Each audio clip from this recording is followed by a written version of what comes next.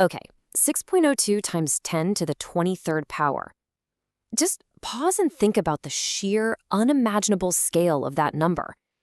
If you were going to try and count out exactly that many particles, one by one, well, it would literally be like trying to count every single individual grain of sand on a beach.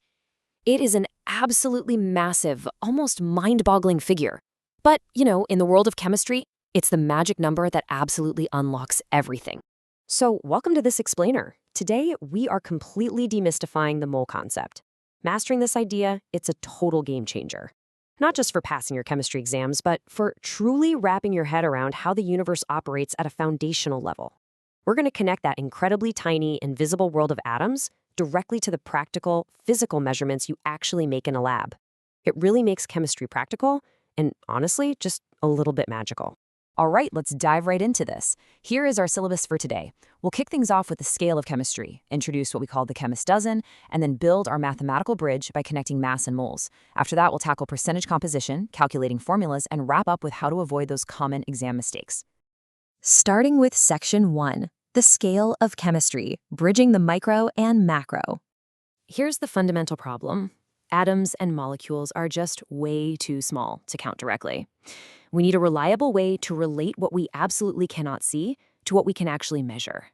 Imagine the microscopic realm, like trying to count every single individual grain of rice in a giant shipping sack. Totally impractical, right?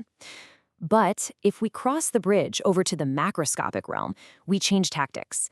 Instead of counting individual grains, you just heave the entire sack onto a scale.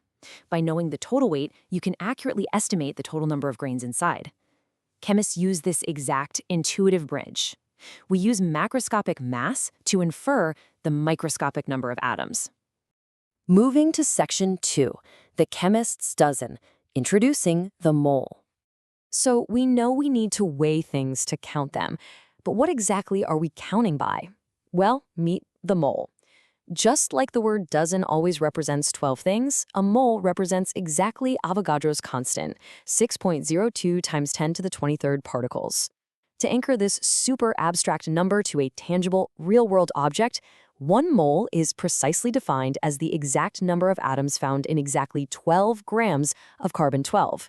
It is, quite literally, the chemist's dozen. Which brings us to Section 3, connecting mass and moles, the mathematical bridge.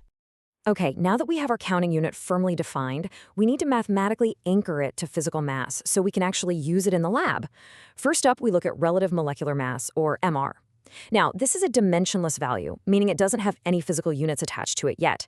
It simply compares the mass of a covalent substance to 1/12 the mass of a single carbon-12 atom. Oh, and a quick side note. For ionic compounds, we call this the relative formula mass, but the core concept, exactly the same. So the absolutely crucial point here is that the fundamental shift happens with molar mass. Molar mass takes that dimensionless numerical value of MR and explicitly slaps units onto it, grams per mole or G/mole. This single label becomes the essential mathematical converter between a physical mass you can actually weigh on a scale and the invisible amount of moles you possess. Let's actually see this converter in action. We're going to calculate the molar mass of sodium sulfate, Na2SO4. Watch how this builds component by component. First, sodium's atomic mass is 23. The formula demands 2 of them, so that multiplies out, stamping a mass of 46 right into our total.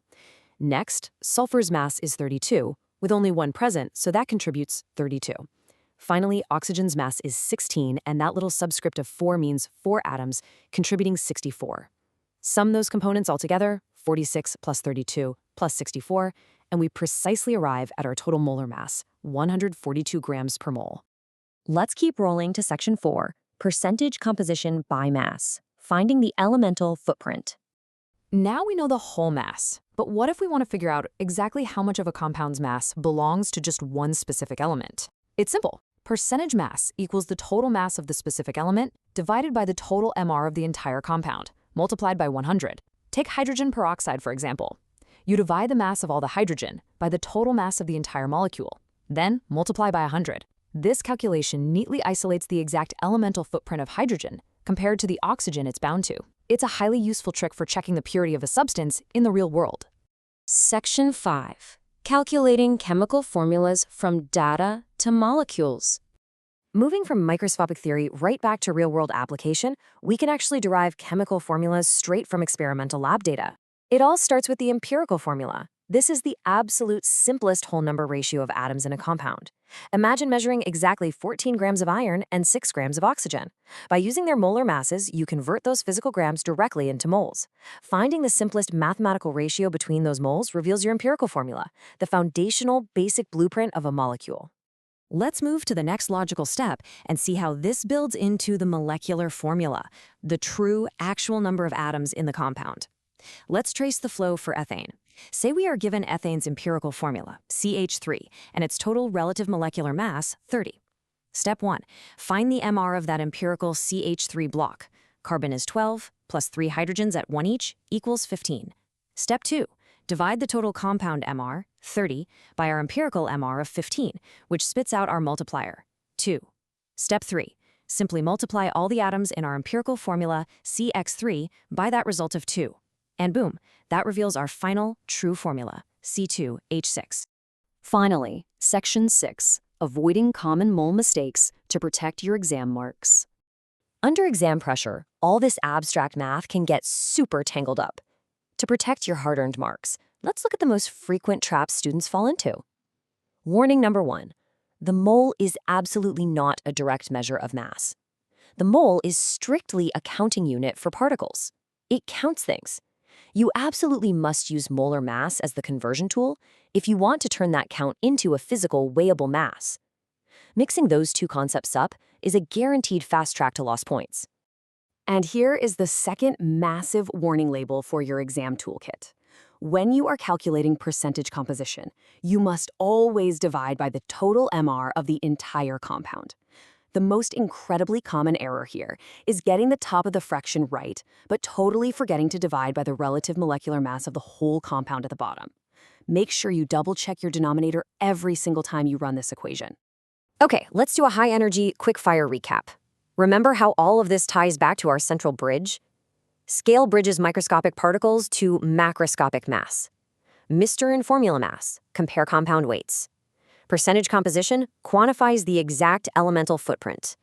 The mole is a massive 6.02 times 10 to the 23rd counting units. Molar mass acts as that vital converter, bridging mass and moles. And finally, empirical formulas reveal the simplest atomic blueprints from raw data. We've successfully built the bridge from the micro to the macro.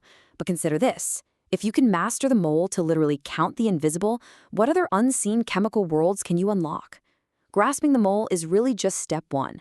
You can now use these mass-to-mole conversions to predict reaction outcomes, simplify incredibly complex stoichiometry problems, and essentially manipulate matter itself. Keep practicing these fundamentals, because understanding the mole is the absolute key to mastering chemistry. Thank you so much for joining me for this explainer, and keep exploring.